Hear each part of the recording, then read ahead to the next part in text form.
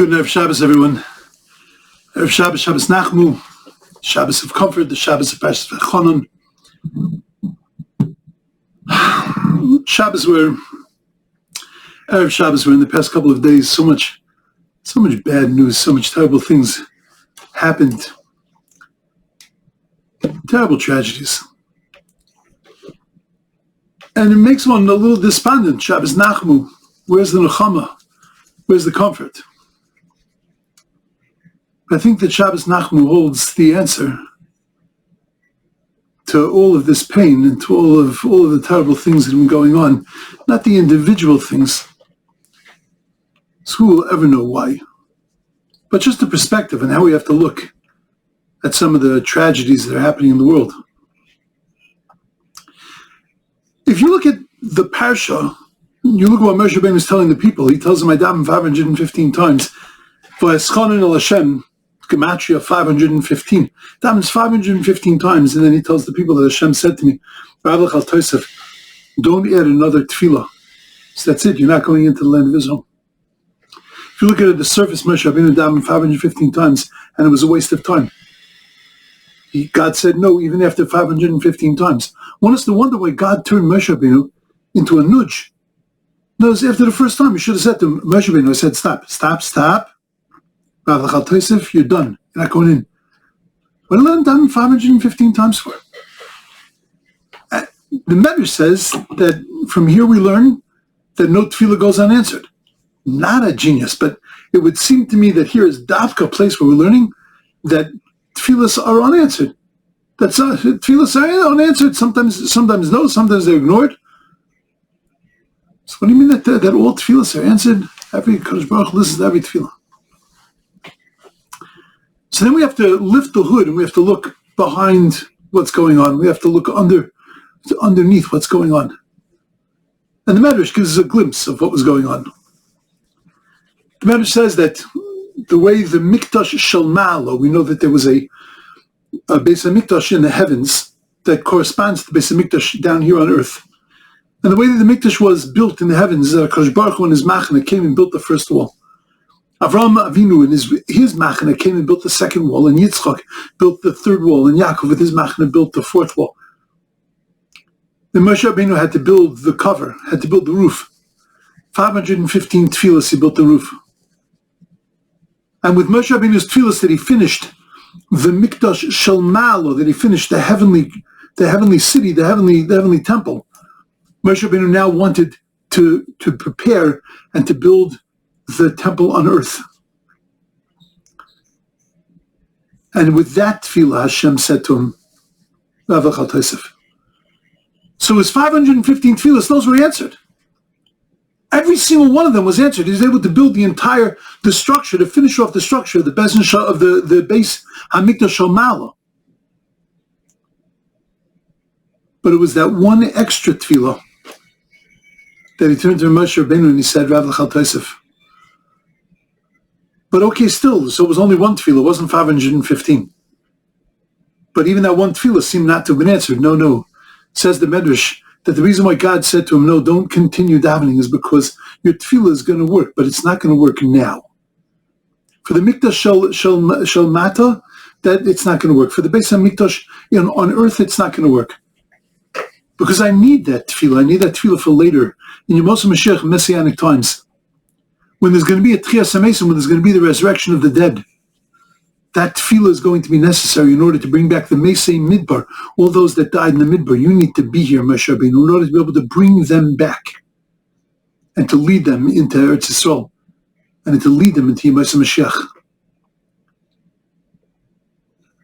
And therefore Moshe Rabbeinu's tefillahs weren't wasted. Because there's no tefillah, there's no yearning, there's nothing that's wasted.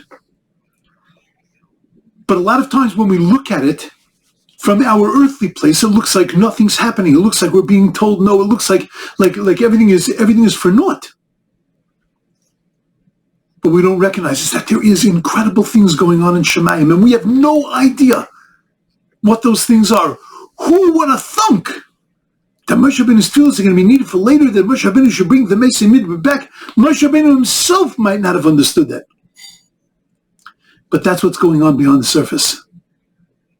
And then we have to be reminded again and again, stop micromanaging because you don't know what's really going on.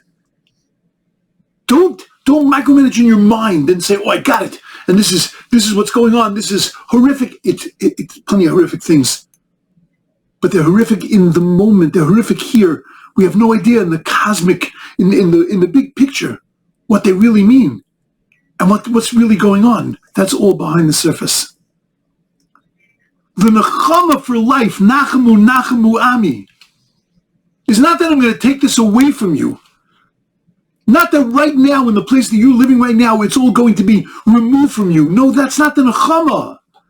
The Nechama is you're going to have to live with all of this, but you're going to have to live with the knowledge that it all means something. It's not for naught. It's not a waste. It's all bringing something. It's all doing something. It's all part of some larger machination. It's all part of some larger picture. Every little battle in Eretz Yisrael, every little war, every little operation, it's part of a much bigger picture. There are things that are moving behind our eyes, away from our eyes, hidden from our eyes that we can't even imagine. And that's the Nechama. The comfort is I know that it's not the way it appears here, but it's really what's going on up there. And up there, there's plenty going on.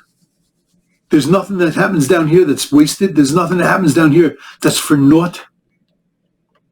Everything has a meaning and everything has a purpose. And the more I can get that through my head, the more I can find the Nechama.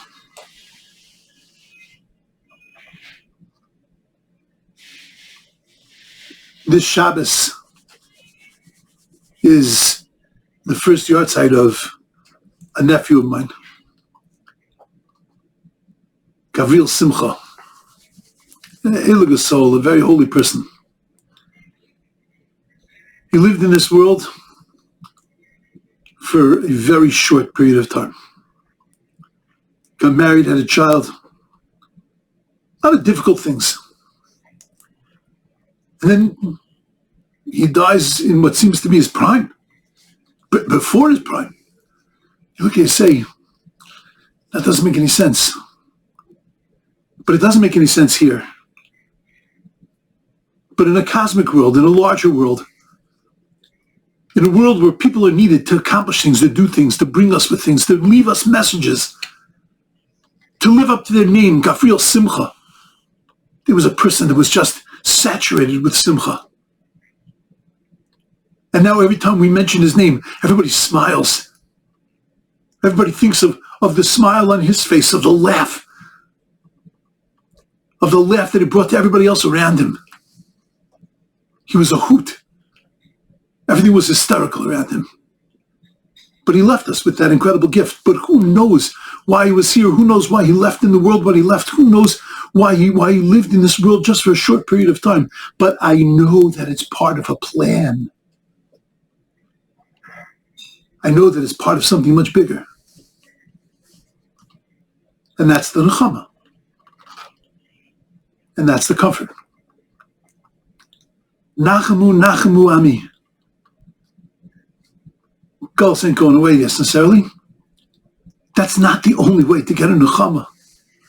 But even while you're stuck in this Gullus, even while you're stuck in this world the way it is, with all the painful things that exist here, the Nechama is the realization that up there, this is all steps and movements. Nothing's wasted. Nothing's for naught. Nothing is vicious. Nothing is cruel. It's all part of a much bigger picture. And it's all part of a picture that in the end, we'll be able to see the godliness in everything. Nachamu, Nachamu Ami. Be confident, my people. Everyone should have a beautiful, amazing, incredible Shabbos, filled with incredible Nechama, filled with incredible comfort.